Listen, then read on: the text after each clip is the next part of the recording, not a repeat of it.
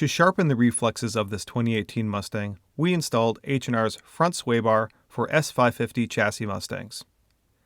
The H&R front sway bar includes new bushings, mounts, all necessary hardware, and is a direct replacement for the factory bar. The H&R sway bar bushings feature a Teflon lining that doesn't require any of that typical sticky grease that gets everywhere. We like this a lot. The OEM sway bar is 32mm and the H&R sway bar is 34mm. However, the H&R bar is significantly heavier, so we suspect it's stiffer than the outside diameter change would suggest. We began the process by removing the factory airbox and moving the coolant reservoir to better access the sway bar mounts.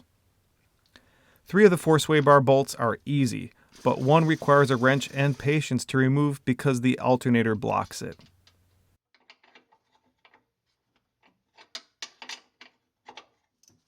We disconnected the end links from the factory sway bar.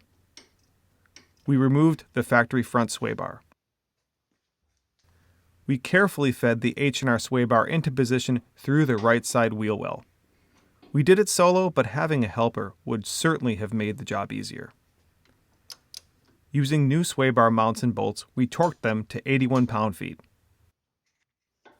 We chose the front bar's outer or softest setting and torqued the end link nut to 85 pound-feet.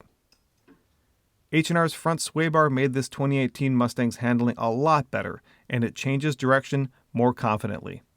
We couldn't be more impressed.